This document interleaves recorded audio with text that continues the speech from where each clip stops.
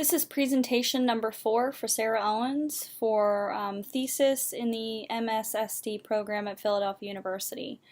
For this presentation, I'm going to focus on the book that I'm aiming to submit as my final thesis project.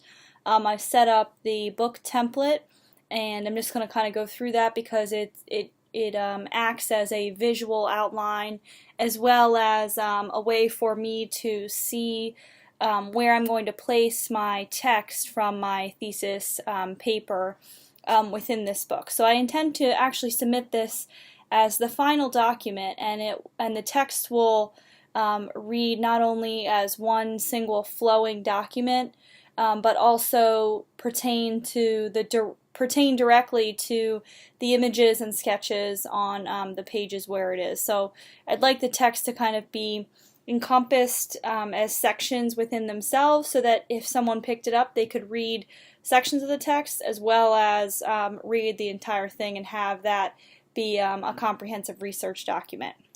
So this is the cover page, starting with page number 1, and I'm just gonna, everything in red is a placeholder for an image or text. I then go on to kind of give a little excerpt, the thesis excerpt for my entire paper, as well as a little bit about the background, the core curriculum, and specifically integral design theory, which is what the entire master's thesis is based on, and the process that I will proceed with in my final design. I then have a table of contents, basically that serves as the headers for each separate section, and as I mentioned before, you can see that each layout is actually 2 pages, so it's read as a spread of a book, and it will end up being 2 8.5 by 11 pages. This will be the portion for the introduction, so filling kind of a hefty opening 2 pages for the project. And at the end, at the bottom, you can see that I've left a section for footnotes, so everything will be footnoted, citated. Citations will be per the thesis curriculum, per the thesis document curriculum, and that will actually be under that base black line. So that kind of serves as a way to ground the page, and then also as a way to put, those extra notes at the base that may be required for the text in the image. So I then go on to talk about the problems that we first addressed, and then through the development of the thesis statement. I also want to talk about, the exigence, why this is important, why it is needed, and so I have, I can have a little bit of color within the text, but if you notice, I've stayed in all text of Arial, so it's all branches of Arial because that's a fairly easy text to read, and it's fairly easy to print. All the computers print it, and then it also has a wide variety within the same text. So here you can see I have a red note to say insert additional text. So I'll have a little bit of brief about the history, and then a little bit about some images, some more text about the history of the suburbs, but also the development of the single-family home. Then I have my case studies that support my history study. These are from earlier presentations. Then I have a little bit about Cocklebur, which is the existing house on the site, the historic house, and I'll have text and images for that.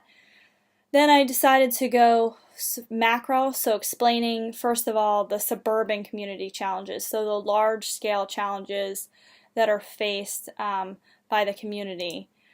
So energy efficiency, another case study that kind of talks about land use and energy efficiency. Town involvement, so this is a case study that talks about positive community involvement and how that can change a project. Then a little bit about open space, so I'm going to talk a little bit about Natural Lands Trust and open space policies in the township.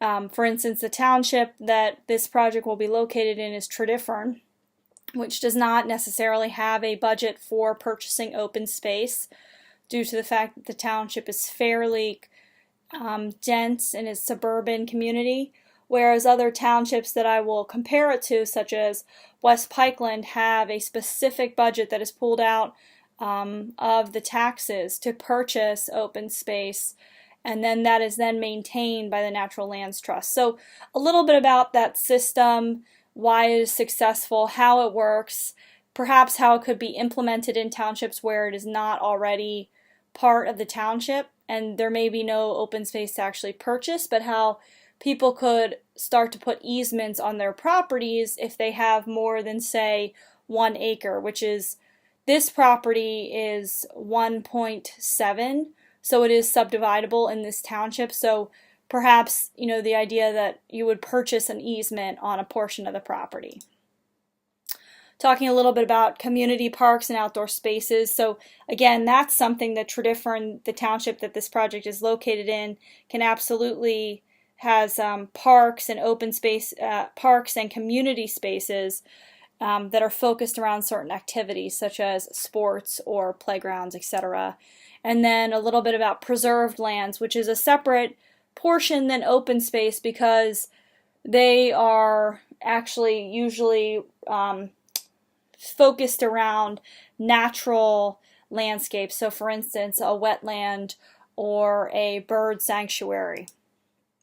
And then a little bit about residential zoning challenges. So this is still on a community level. So how residences, tackle the zoning challenge, where when they submit a project and you have to go through zoning, what is not only the process, but how can zoning affect a positive change on communities. So again, on-site systems, what's provided at the street, and then going to the micro, which will be the home itself. So what are the problems with the evaluation of the problems with the single-family home itself? So a case study for this would be the building type of the Chester County farmhouse, stone farmhouse, and how that's been one example of how that's been reinterpreted into a new style. And then another example, which particularly is specific to the area of this project, is the split level and the rancher. So most of the developments around this area are split level developments, and they were built in the 60s, and how those were appropriate at the time, maybe how they've been changed today. So some ideas of how people have renovated them, some problems with them, some positive things with them. And again, finally, the case study of the Toll Brothers house and the flaws, the positive things about it, but also, again, the flaws that occur within these these developments that are a lot more compact than they were in the 60s, are a lot more quickly built than they were in the 60s. A lot of these split-level homes actually have CMU walls, and that's why a lot of them are still standing, as opposed to these Toll Brothers homes, which are usually built with framing, very little insulation, and then the problem of moisture and mold and how that is handled within the home. So I'd like to do a summary then of those case studies, talking about what are the positives, what are the negatives of the single-family home, taking that then into the site challenges specifically for the Cocklebur property, which will be water is going to be a main focus of mine, how to not only manage my own site's water, but the excess flow of water from the street as evidenced by the contoured site plan. And then a little bit about the construction challenges that I face, the interior building challenges. And then finally a design solution. So talking about the design guidelines in each section, referencing some benchmarking examples to then also formulate those design guidelines. So starting with the design guidelines, kind of working back about how they were formulated through benchmarking, through talking to subject matter experts, etc. And then each section, how experience, behaviors, which I, will partly be the on-site water system, material selection, culture, so a little bit about the neighborhood study.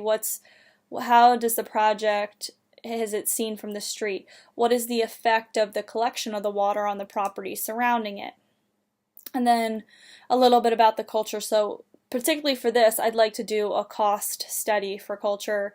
So how can we build affordably? I feel that this is crucial to current architects, particularly residential architects, because people don't have a lot of money, but there's usually a lot of improvements that they want to put in their homes, and also a lot of things that they need to upkeep to keep their homes functioning correctly. So I think that a lot of times cost gets overlooked, and just it's a way to, things are cut very cheaply, and it's not initially thought about as a way to dictate the project. So I would like to have cost be something that really dictates the path of the project, and makes it, doesn't take over, so that you're not using, always all used materials, but you're using them when appropriate, and you're making conscious decisions about how to be cost effective in some areas, and then also the fact that you should spend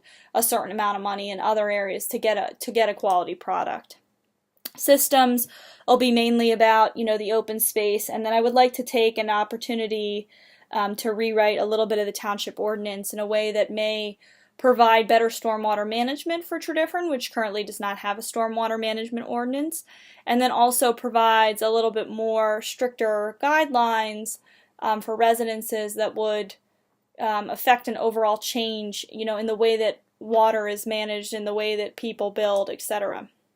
And then a conclusion, and finally that'll include my sources cited and a bibliography. So that's currently the basic visual outline and final product that I would intend to submit. Thank you.